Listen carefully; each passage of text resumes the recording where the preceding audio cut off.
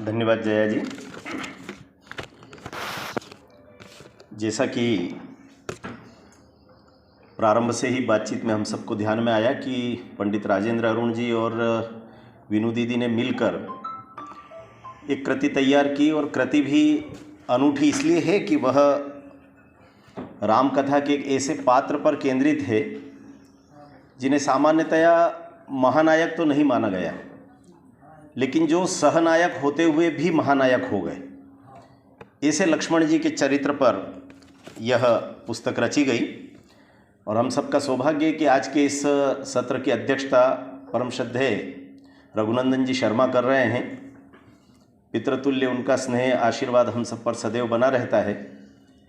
इस कृति पर परमादरणीय मनोज श्रीवास्तव जी का अत्यंत सार्थक वक्तव्य होना है, जिसे सुनकर हम सब इस कृति की उन विशेषताओं की ओर भी अग्रसर होंगे कि यदि हमने पढ़ी भी होगी तो लगेगा कि मनोज जी के वक्तव्य को सुनकर एक बार फिर से उस कृति को पढ़ा जाए।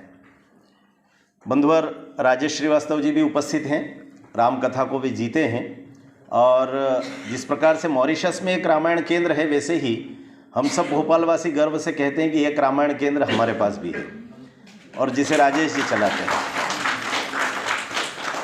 बहुत ही आदरणीय और अत्यंत विद्वान बंधुवर डॉक्टर आनंद सिंह जी भी हैं। आनंद जी के वक्तव्य से, उनके अभिमत से हम पुस्तक पढ़ते हुए भी परिचित होते हैं, लेकिन उनकी उपस्थिति ने भी कार्यक्रम को गरिमा प्रदान की है।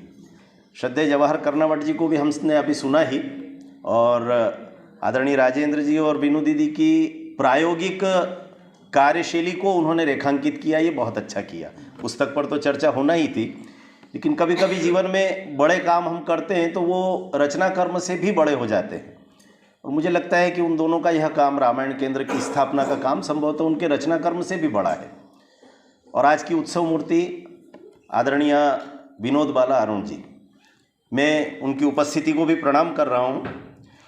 निश्चित रूप से हम सब ये जिस कृति पर अभी इस समय चर्चा कर रहे हैं, लक्ष्मण गुण गाथा, हम सब जानते हैं कि कुल मिलाकर के कथाएं, प्रसंग, संदर्भ जितने आते हैं वो सब राम कथा का हिस्सा है, उससे पृथक कुछ नहीं है।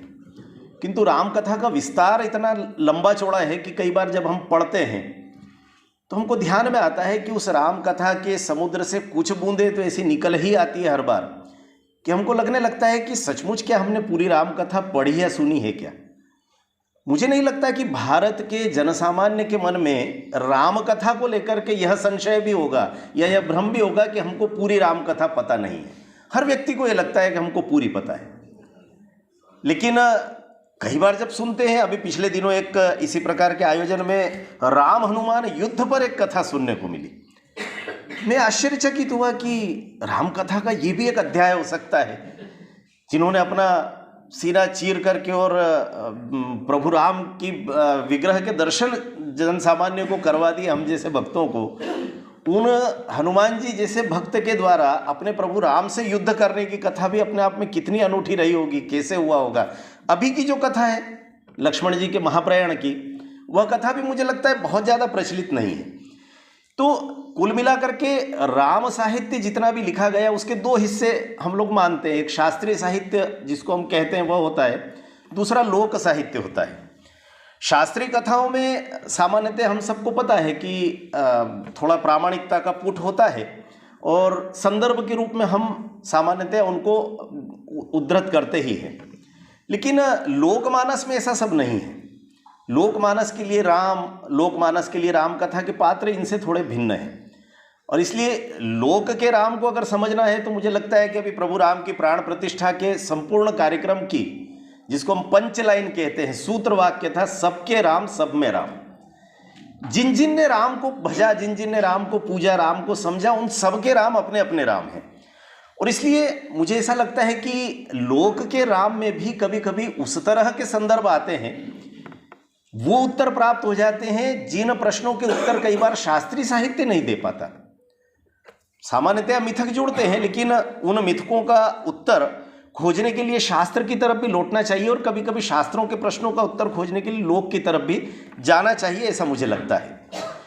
इतना जरूर है कि ये हम सब लोगों को ध्यान में रखना चाहिए कि जो शास्त्र हैं, शास्त्रीय साहित्य है, उनमें प्रामाणिकता का सबसे ज़्यादा पुट उस साहित्य में मिलता है जो समकाल में लिखा गया। और इसलिए मैं, दीदी ने भी अभी उल्लेख किया कि वाल्मीकि रामायण इस दृष्टि से सबसे ज़्यादा प्रामाणिक मैं इसलिए भी मानता हूँ कि किसी भी रचनाकार के द्वारा किसी रचना का लिखा जाना, राम जैसे धीरोदात्त नायक पर जब वाल्मीकि लिख रहे हैं तब वाल्मीकि स्वयं उस समकाल को जी रहे हैं। आज अगर मैं गांधी जी पर लिखूंगा तो शायद मैं केवल पढ़ा हुआ सुना हुआ लिखूंगा, लेकिन यदि मैं नरेंद्र मोदी जी पर लिखूंगा तो मैं चूंकि उस समकाल को जी रहा हूं, इसलिए सामान्यतया वह अधिक प्रामाणिक माना जाएगा। और इसलिए मुझे ऐसा लगता है कि वाल्मीकि की कथाओं को पढ़ करके जब लक्ष्मण गुण गाथा लिखी तो उसकी प्रामाणिकता और बढ़ गई। यह केवल बाबा तुलसी के मानस पर केंद्रित है ऐसा नहीं, चूंकि शीर्षकों में प्रयोग किया गया है। हम सब देखते हैं मानस की उन अर्धालियों को जब शीर्षक के रूप में उपयोग किया, बहुत सुंदर पुस्तक। और मुझे लगता है कि ये जो एक प्रकार की लक्ष्मण गीता बन गई है, ये क्योंकि इसमें 18 अध्याय है, इस लक्ष्मण गीता को शीर्षक देने में जिस तरह का प्रयोग किया गया है वो बहुत अनूठा है और ये पुस्तक को बड़ा अच्छा बनाता है, सुघड़ बनाता है। इस कारण से वाल्मीकि जी के संदर्भ में जिन लोगों को यह समझना है कि वाल्मीकि जी के संदर्भ कितने प्रामाणिक हैं और बाद के संदर्भ कितने भ्रम पैदा करते हैं, कई बार विद्वेष भी पैदा करते हैं, समाज में वर्ग संघर्ष के कारण बनाए जाते हैं, चूंकि लोक का साहित्य है, अपनी अपनी बुद्धि से, जैसा मैंने कहा, सबके राम सब में राम। लेकिन आप देखिए कि 2 प्रसंगों का उल्लेख मैं सामान्यतः हमेशा करता हूँ। इन दिनों के जो तथाकथित पश्चिम और मार्क्सवादी चिंतन को धारण करने वाले लोग स्त्री विमर्श में जिन 2 प्रसंगों का उल्लेख करते हैं, प्रभु राम अहिल्या का उद्धार कर रहे हैं। अब अहिल्या का उद्धार कैसे हो रहा है, तो लोक के साहित्य में वे पैर से छू रहे हैं। वाल्मीकि रामायण में यह संदर्भ नहीं आता है। वाल्मीकि रामायण में बड़ा सुंदर वर्णन है। आप देखिए कितना प्रतीक है। अहिल्या दरअसल जड़वत हुई हैं, पत्थर जैसी हुई हैं, पत्थर नहीं हुई है, ये कथा है, प्रतीक है। क्यों हुई है? किसी भी स्त्री के लिए चरित्र का अपमान संभवतः दुनिया का सबसे बड़ा अपमान होता है, इसलिए जड़वत हो गई है। अब जड़वत हुई उस अपमानित स्त्री को यदि आपको चेतना लौटाना है, जीवंत करना है, तो क्या करना होगा? जो चीज छीनी गई है वही लौटाना पड़ेगी। राम समाज है उस समय का, राम राष्ट्र है उस समय का, और संपूर्ण राष्ट्र जाकर के वाल्मीकि रामायण में प्रणाम कर रहा है मां को। जैसे ही वो प्रणाम करते हैं वो जीवंत तो होती है। ये पूरे देश का प्रणाम है, ये पूरे समाज का प्रणाम है, और ये सम्मान को लौटाने का उपक्रम है। ठीक यही बात सीता के परित्याग के संदर्भ में आती है। मैंने 1-2 कार्यक्रमों में पहले भी उल्लेख किया कि लोग कहते हैं कि सीता को वन में भेज दिया, त्याग कर दिया। वाल्मीकि रामायण में बड़ा सुंदर वर्णन है। बहनें उस बात को जानती है कि गर्भवती स्त्री से परिवार के लोग इच्छा पूछते हैं, आज भी पूछते हैं। जलेबी खाने की इच्छा हो रही, तुरंत लाकर खिलाते हैं। तिल पपड़ी खाने की इच्छा हो रही, घर में बना देंगे, पूरन पोली बना देंगे। जो आपको अच्छा लग रहा है वह करेंगे। राम पूछ रहे हैं वहां पर कि मैं राजा होने के नाते भी और पति होने के नाते भी गर्भकाल की तुम्हारी इच्छा पूरी करना चाहता हूं। और सीता माता क्या इच्छा व्यक्त करती हैं? वो कहती है मैं अपनी संतति को उस वातावरण में जन्म देना चाहती हूं जिस वातावरण में ऋषियों की परंपरा जीवंत हो रही हो, जहां पर संस्कृत के श्लोक गुंजायमान हो रहे हों। इस पवित्र वातावरण में संतति जन्म ले और पले बढ़े। और उनकी इच्छा की पूर्ति करने के लिए राम जी यह अनुमति देते हैं और लक्ष्मण जी उन्हें लेकर के वाल्मीकि ऋषि के आश्रम तक पहुंचते हैं। तो मुझे लगता है कि यह जो कुछ है, यह निश्चित तौर पर लक्ष्मण गुणगाथा जो हमारी रची गई है उसमें 2-3 चीज़ें बड़ी अच्छी मुझे ध्यान में आई। एक तो उनके नामकरण को लेकर के बहुत सुंदर, अभी दीदी ने उस तरफ संकेत भी किया।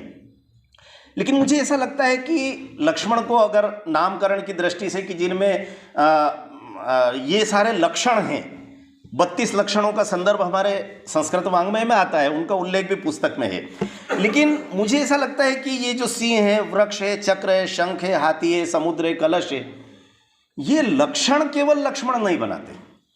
दरअसल जिन लक्षणों को लक्ष्मण बनाना है वे लक्षण हैं जीवन मूल्य के।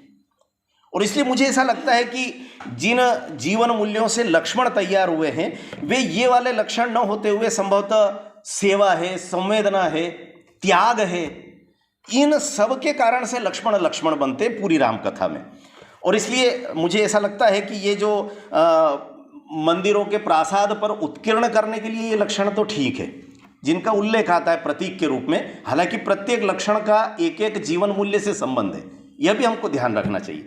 लेकिन फिर भी मुझे लगता है कि उनके जो मानवीय गुण हैं, जो उन्हें अति मानव बनाते हैं, अगर महर्षि अरविंद के शब्दों में हम कहें तो ये अति मानव की ओर बढ़ते हुए लखनलाल को इस पुस्तक में वास्तव में एक इस ढंग से दर्शाया गया। आप देखिए कि जब वन में हैं तो वन में जाने पर निद्रा का त्याग करते हैं। अभी एक सन्यासी का वीडियो आया था, हम सब लोग व्हाट्सएप पर इस समय देख रहे होंगे।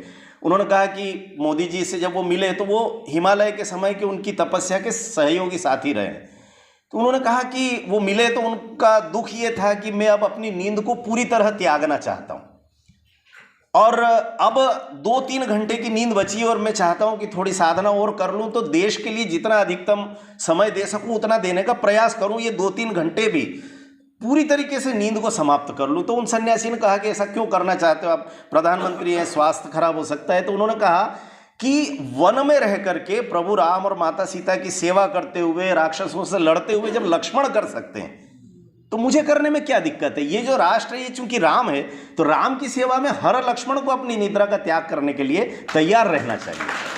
तो मुझे ऐसा लगता है कि यदि राष्ट्र के प्रधान की प्रेरणा वो हो सकते हैं तो लखनलाल से बड़ा कोई चरित्र संभवतः राम कथा में नहीं हो सकता। एक बात और कई बार मैं सोचता हूँ कि लक्ष्मण जी को हम इतना अतिरिक्त जो जिसको कहते हैं वेटेज देना, जिसको कहते हैं महत्व देना, ये क्यों देते हैं।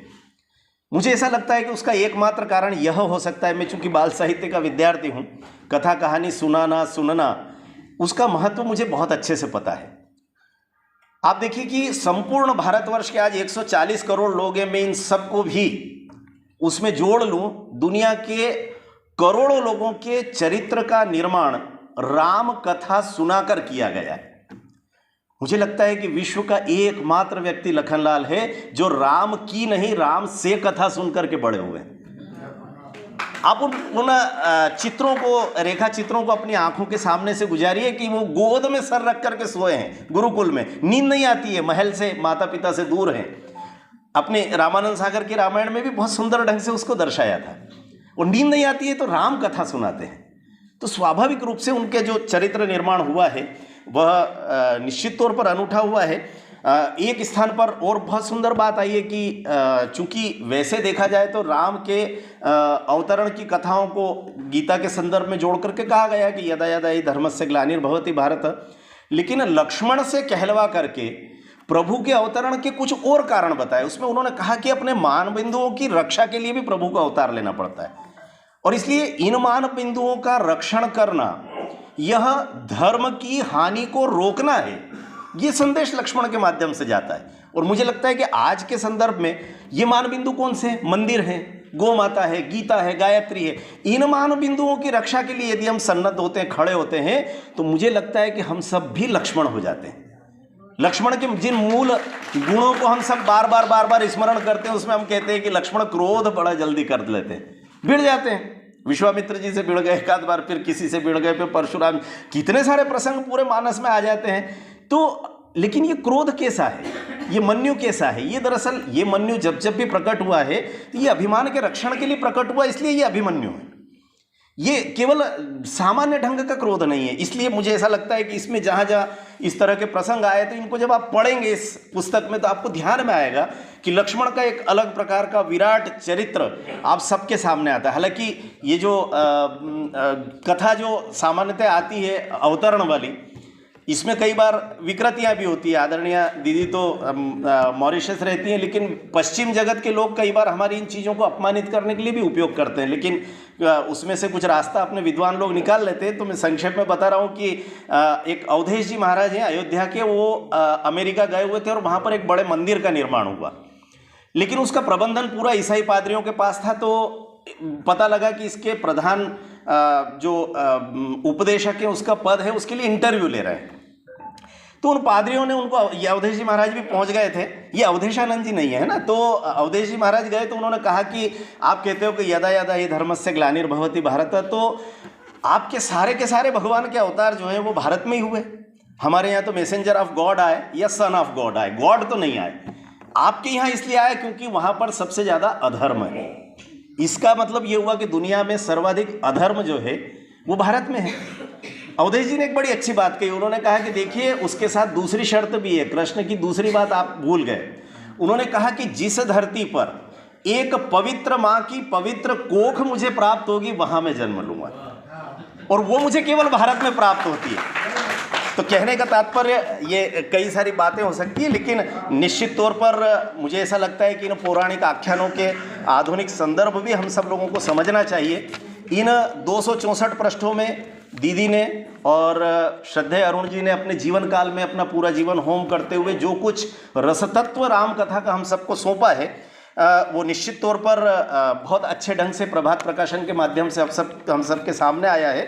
और मैं अपनी बात को समाप्त करते हुए एक संकेत जरूर करना चाहता हूँ। श्रद्धेय रघुनंदन जी भाई साहब ने अभी आने के बाद मुझे कुछ एक प्रसंग सुनाया, व्यक्तिगत प्रसंग था और आवश्यकता तो नहीं है उसका पूरा उल्लेख करूं, लेकिन रघुनंदन जी भाई साहब हमेशा कोई आप पूर्व राज्यसभा सांसद या राजनेता के रूप में आप उनको नहीं देखते होंगे। ये एक लोकतंत्र के सतर्क प्रहरी की तरह हमेशा डांट लगाते रहते राजनेताओं को। तो मुझे ध्यान में आया कि कल का ही किस्सा सुना रहे थे तो मुझे एक पौराणिक आख्यान ध्यान आया। आपने जब दुर्वासा ऋषि का नाम लिया, अपनी बात को समाप्त कर रहा हूँ कि पौराणिक आख्यान हमको कैसी दिशा देते हैं। तो संक्षेप में ये हुआ कि स्वर्ग की अप्सराएं स्वर्ग के खूब सारे सुगंधित पुष्पों की एक माला बना करके लेकर के आई, और तेजस्वी दुर्वासा ऋषि जब दिखे तब करके उठे तो उनको लगा कि ये पुष्पमाला तो इनको सौंपना चाहिए। तो उनके चरण स्पर्श करके कहा कि ऋषिवर ये आपको हम सौंप रहे हैं। उन्होंने कहा ये सुगंधित माला है, सुगंध और द्रव्य और आराम ये सब मैं छोड़ चुका सन्यासी हूँ, तो क्या करना चाहिए। तो वो सड़क पर निकले तो इंद्र एरावत पर बैठ करके सवारी लेकर के आ रहे थे। तो उन्होंने कहा भाई तुम राजा हो, ये माला तुम स्वीकारो, चूंकि स्वर्ग से आई है और तुम तो देवताओं के राजा हो। आधुनिक युग के सीएम पीएम जो समझना हो आपको वो समझ ले इंद्र को उस समय के। और वो जो माला सौंप रहे थे वो रघु जी भाई साहब थे। तो उन्होंने इंद्र को दी, इंद्र ने वो माला गले में धारण की। दुर्वासा ऋषि ने दी है तो डर भी था मन में, लेकिन धारण की, और जैसे आमतौर पर आदत होती उन्होंने वो माला उतार करके एरावत के मस्तक पर डाल दी। जैसे ही एरावत के मस्तक पर डाली तो मधुमक्खियां भिनभिनाने लगी। हाथी को गुस्सा बहुत जल्दी आता है मक्खियों से। उसने वो माला उठा करके उसी समय नीचे जमीन पर पटकी और पैरों से उसको रौंद दिया। दुर्वासा ने ये देखा तो उन्होंने उसी समय श्राप दिया कि अब तेरा सिंहासन तो जो है गया। और पूरा कथानक नहीं कह रहा हूं, लेकिन मैं ये संकेत करना चाहता हूं कि आज के युग में भी, लोकतंत्र में भी, हमारे राजनेताओं को जब बड़े भावुक होकर के जनता जनार्दन जब पुष्पहार पहनाती हैं तो उसको कार की बोनट पे डालने के पहले इस किस्से को जरूर याद कर लेना। बहुत बहुत धन्यवाद, नमस्कार।